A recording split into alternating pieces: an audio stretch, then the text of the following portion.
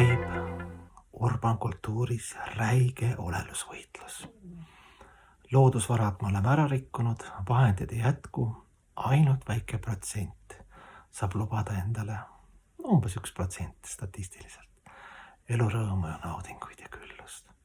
Kas sa tahad olla selles 1%-s? Ka nagu omal kohal istuda väiksel kuldsel troonil. Sellepärast meie koolitusfirma siin ja praegu ja kohe mõned tipid karjääriredeli tõusmisel. Esimene lihtne tipp. Põselihased pead kodus eraldi masseerima, treenima, sest tööl, kui ülemus teeb mingit nalja, siis pead alati jõudma ette ja naerma niimoodi, et püksid on täiesti ja ei jõua tagasi hoida, kuigi see nali sind täiesti jätab külmaks. Näiteks ülemus tuleb ütleb.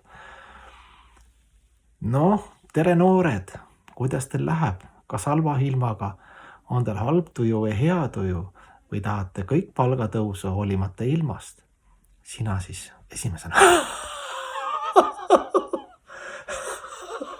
Sa nagu puhata, paned käe ette, aga keha peab vappuma.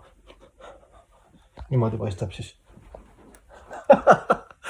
Eks ju, esimene tipp naerda niimoodi, et keha vappub, aga siis hoida niimoodi kätt või niimoodi panna käsi kuidagi ka, et vahepeal põselihased puhatas kogu aeg ei jõua, eks ju.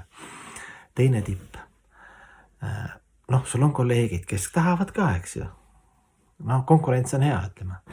Siis teinekord, kui ülemusega oled kabinetis, ütled, et ülemus küsib võib-olla, teed nagu näo, kurva näo.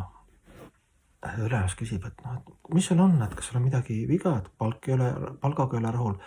Ei, palgast ma ei mõtle üldse, ma nii naudin seda tööd, aga mulle ei meeldi need tagarääkimised. Ülemus küsib, mis tagarääkimised? Mul on selline hea kasvatusega, mulle ei meeldi kedagi selja taga kellegi peale koputada, aga nii kurb on kuulata, kui kolleegid räägivad ülemusest nii halvasti.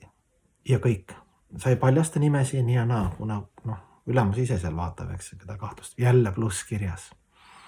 Ühesõnaga, naerad pikali maasiga nalja peale ja vaikselt vihjad, kuidas ülemust kõik räägivad halvasti taga, kuidas sina oled ainuke valgel hammas, mustadele hammaste keskel. 2 tippi ja meil on tippe rohkem, aga ennem ikkagi ülekanne, see on sõbrapäevale.